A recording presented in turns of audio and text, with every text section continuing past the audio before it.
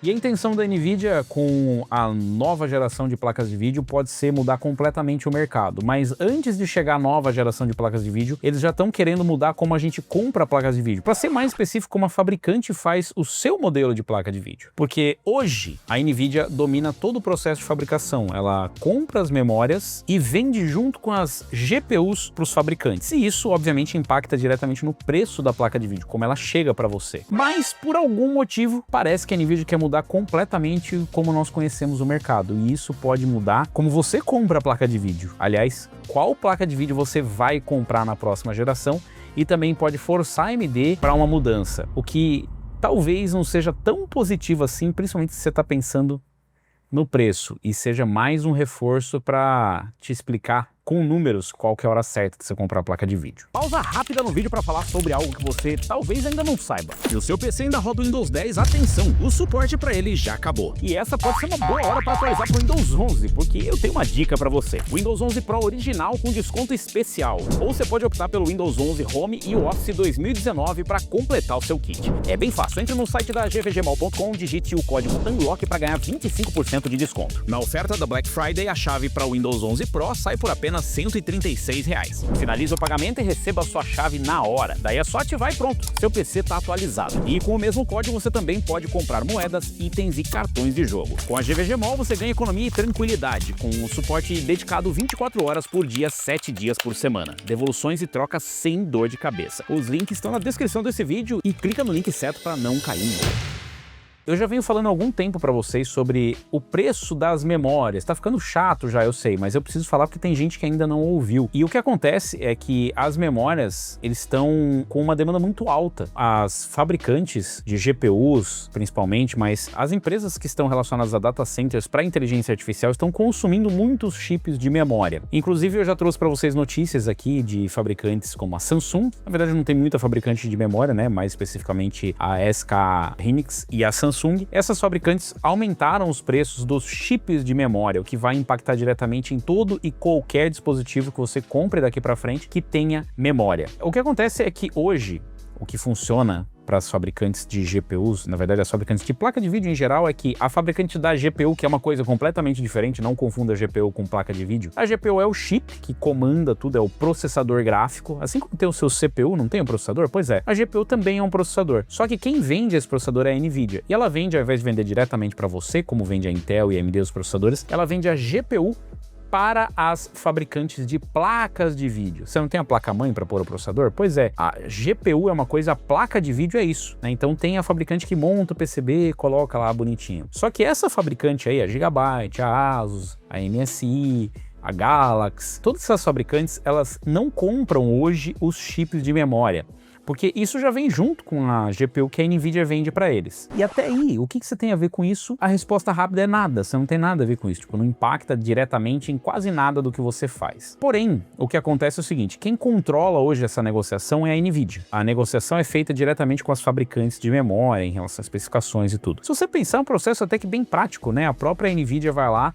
conversa com a Samsung ou conversa com a SK e fala assim, a gente quer memórias de DDR7 com tantos gigabits para não sei o que, e eles vão falar, legal, isso aqui é possível se você fizer isso, tudo bem. E eles compram essa quantidade. Então, se você tem uma RTX 5060 de 8 GB, a NVIDIA comprou a RTX 5060 e já alocou a quantidade de memória para ela. Com a indisponibilidade de memória, a NVIDIA está aparentemente, porque isso não é uma notícia confirmada, mas aparentemente querendo tirar o corpo fora dessa parte da negociação e passar isso aí para as fabricantes parceiras, o que pode ser uma das mudanças mais bruscas que a gente viu no mercado nos últimos anos e impactar o preço. Porque pensa na seguinte situação, né? Hoje é a NVIDIA que negocia. Quem é a NVIDIA? A empresa mais valiosa do mundo? Quem é a Gigabyte? Uma grande fabricante de GPUs e placas-mãe de vários produtos. Mas ela definitivamente não é a segunda, terceira, nem quarta empresa mais valiosa do mundo. Isso mesmo vale para a Asus, o mesmo vale para a MSI, o mesmo vale para todas essas parceiras. Bom, a notícia, como eu disse, por enquanto, ela é um rumor, né? Foram rumores que rolaram na indústria de que a NVIDIA deixaria de incluir memória com as GPUs, prejudicando as fabricantes de placas de vídeo menores. não as placas de vídeo menores, as fabricantes menores, né? Costumamos lembrar que a NVIDIA não vende apenas GPUs, deixando de lado a IA e os data centers, deixando de lado a IA e os data centers, o que os jogadores precisam saber é que a NVIDIA vende pacotes com memória e GPU integradas. Esse modelo de negócio existe há anos e é uma maneira fácil para os fabricantes de placas-mãe obterem os componentes mais importantes para as placas de vídeo. Todo o resto pode ser adquirido pelos canais normais, e é justamente esse resto que torna as placas de vídeo personalizadas especiais. E o que a gente quer dizer com especial, a placa de vídeo ser especial, né? O componente, no caso, né? É porque a ASUS e a Gigabyte, elas podem comprar capacitores, podem montar suas fãs, os seus sistemas de dissipação, sem depender de um fornecedor específico, né? Eles podem pegar de vários fornecedores e montar projetos customizados, e esses componentes menores, eles podem ser comprados à parte. O que muda aqui seria somente a parte da memória, que muita gente realmente não sabe que hoje é dessa forma que funciona. Pois bem, no entanto, estamos agora enfrentando uma escassez de memória. Aparentemente a NVIDIA está mudando a forma como trabalha com seus parceiros de de placas, na verdade, né? De acordo com o vazador de hardware, o Golden Pig Upgrade Pack, que é um excelente nome para vazador, inclusive, enquanto a empresa anteriormente fornecia tanto os núcleos da GPU quanto os chips de memória correspondentes aos fabricantes de placa, agora ela envia apenas o chip da GPU, enquanto os fabricantes de placas integradas, AICs, devem adquirir sua própria memória GDDR. No modelo anterior, as AICs compravam um pacote completo que combinava núcleos de GPU com memórias pré-selecionados. Núcleo de GPU, uma tradução literal, é só o chip, né, da GPU. Se o rumor for verdadeiro, os parceiros agora precisam negociar diretamente com os fornecedores de DRAM, os chips GDDR6X ou GDDR7, gerenciar as flutuações de preço por conta da própria e garantir que esses componentes estejam alinhados com os designs de referência da NVIDIA. Isso transfere mais riscos da cadeia de suprimentos da NVIDIA para os seus parceiros. O Golden Pig afirma que essa mudança afeta principalmente marcas menores. Empresas sem vínculos de longa data com fornecedores de memória são descritas como sendo ignoradas quando tentam negociar alocações, o que torna ainda mais difícil para elas se manterem no mercado de placas de vídeo. Imagino que se a EVGA ainda existisse, teria encontrado uma maneira de obter a memória, mas cada vez que essas mudanças são noticiadas, me lembro imediatamente de como a EVGA descreveu a situação para os parceiros de placa da NVIDIA como uma crescente tensão. Definitivamente a situação não vai melhorar. E o que você tem a ver com isso? É a pergunta. Fala, mas eu não compro memória, eu compro a placa de vídeo. Existem várias formas de enxergar isso, mas nenhuma delas parece ser muito positivo para nós. A coisa já não tá boa, o preço das GPUs está subindo direto e você pode culpar quem você quiser, você pode dizer que é uma teoria da conspiração, é a bolha da IA, é isso aí, tá, tudo bem, são as suas teorias e elas podem viver bem no seu imaginário. Mas a realidade é o seguinte, a NVIDIA está focando cada vez mais em IA e com esse movimento ela não precisa basicamente se preocupar com a alocação de memórias para as GPUs, para nós consumidores. De novo, isso é um rumor, então eu trabalho com uma possibilidade. Caso isso seja verdade, caso isso aconteça, eu, na minha ignorância sobre o assunto, consigo olhar por cima e pensar assim, se a NVIDIA, que é uma empresa gigantesca hoje, negocia diretamente com a Samsung, com as fabricantes de memória, e consegue uma alocação limitada, ou pelo menos faz uma alocação limitada para esses mercados específicos, como é que vai ser no futuro quando uma empresa menor precisar fazer essa negociação? Vocês viram aqui na notícia, quando empresas menores tentam fazer essa negociação, elas têm dificuldades em conseguir as memórias, mesmo pagando. Porque o que acontece é o seguinte, veja a situação agora, você quer comprar uma memória RAM, vamos supor que você é um lojista, você é um distribuidor, você quer comprar memória RAM. A gente está no momento de escassez de memória RAM. Você pode comprar, mas para isso você precisa negociar. E o negociar é assim, eu queria comprar 10 mil módulos de memória. Legal, mas quanto custa? Custa tanto. Você tem à venda 20 mil? Tenho. Mas por que não está aqui listado? Não, eu tenho. Quanto você vai pagar para isso? Acaba virando um leilão. E essas fabricantes, elas basicamente vivem de vender placas de vídeo. Algumas vendem outras coisas. A Gigabyte vende, a ASUS vende, a MSI vende, né? A ASRock vende, enfim, tem várias fabricantes que vendem GPUs e vendem outros produtos também. Mas GPU normalmente é o carro-chefe. Como foi o dado exemplo da EVGA, vocês devem lembrar que a EVGA saiu do mercado por diversos motivos, né? E hoje a gente não tem mais. E a gente já tem o seguinte mercado estabelecido agora, de que essas fabricantes que têm maior possibilidade, elas conseguem já alocar mais chips de GPU porque elas têm um poder aquisitivo maior. Então quando você precisa comprar mais GPU, você precisa comprar mais memórias também. Olha que onde a gente vai chegar. Então o cara hoje ele compra a GPU, já vem com o pacote. A outra até consegue, porque já vem com o pacote, tá? Ela só negocia direto com a Nvidia. Agora ela vai ter que negociar também com a Samsung, por exemplo, com a SK. E aí imagina que você é uma fabricante menor. Não precisa ser a menor de todas, é só uma fabricante menor do que as outras. Porque para vender GPU, para vender placa de vídeo, na verdade, você não tem como ser muito pequeno. Mas eu fico imaginando aqui se é uma atitude, por exemplo, que a AMD toma. A AMD tem hoje 6% de participação do mercado, na último relatório que a gente tem de GPUs. Imagina que uma fabricante que vende só isso de placas de vídeo no ano, sei lá, uma Power Color da vida, precisa negociar direto com a Samsung, sabendo que, além dele, tem a Asus, a MSI, a Gigabyte, Galaxy, a Palit, todos esses grupos gigantescos negociando. E é bom lembrar que esses grupos não negociam só para as GPUs para o mercado consumidor, elas vão negociar também para data center, porque tem várias dessas fabricantes, ou vários dos grupos desses fabricantes que também montam GPUs em placas para data center que também vende para IA. Você consegue imaginar o que vai acontecer, né? Não parece ser coisa boa. Por que a Nvidia tomou essa posição? Aí eu não posso dizer para vocês. Eu realmente não tenho conhecimento.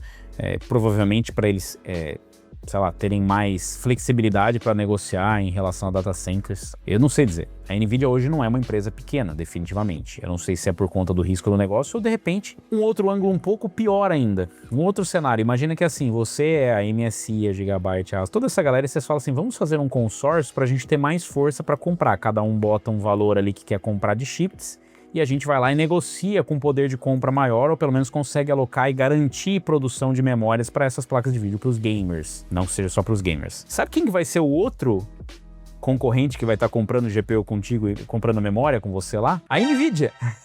Porque a Nvidia também faz placa de vídeo. E a Nvidia faz, por exemplo, as RTX 6000, que são aqueles modelos caríssimos para inteligência artificial. Então a pergunta é, se eles forem fazer isso, eles vão parar de alocar geral ou eles vão parar de alocar somente para as placas de vídeo para consumer? Isso pode mudar completamente como funciona o mercado. A gente não tem noção de fato de como vai ser o impacto disso. Na minha ignorância, não consigo enxergar um impacto positivo. Eu conversei com fabricantes e o que eu tive de informação é que já chegou a funcionar nisso com outras fabricantes e que para algumas parceiras, né, para algumas dessas marcas, foi positivo porque justamente você consegue ter um pouco mais de competitividade dentro de um cenário em que você já é tão limitado. Você já não pode mais fazer as loucuras que se fazia no passado com dual GPU, inventar uns clock absurdo, mexer, você não pode fazer nada disso. Então pelo menos te dava uma competitividade dentro desse segmento de, olha, o nosso grupo é maior, então ele consegue comprar mais memórias e comprar desse jeito mais GPUs da Nvidia. Mas eles dificilmente vão conseguir negociar preços melhores do que uma Nvidia da vida. É bom porque se eles negociarem, supostamente eles deveriam fazer um preço menor. Mas você sabe que quando você consegue uma margem, vamos supor que, sei lá, a Asus conseguiu comprar memória mais barato do que a Gigabyte. O que você acha que vai acontecer? Você acha que eles vão vender mais barato a placa de vídeo ou eles vão manter a margem mais alta? E como isso vai beneficiar o consumidor? Então assim, o cenário não é muito positivo do meu ponto de vista. É bom lembrar que isso é só um rumor, pode ser que nada disso aconteça e a Nvidia continue fornecendo chips e também pode ser que isso aconteça e que seja melhor, a gente não sabe, né? É só uma mudança bem importante em como pode funcionar. O impacto, é difícil a gente conseguir mensurar isso para vocês porque o impacto ele costuma ser sentido no preço e a gente não tem um comparativo disso, porque eu não posso dizer que a AMD ou a Intel fazem isso hoje em dia e nem como isso impacta de fato o mercado, se as fabricantes com isso conseguem uma margem maior para negociar,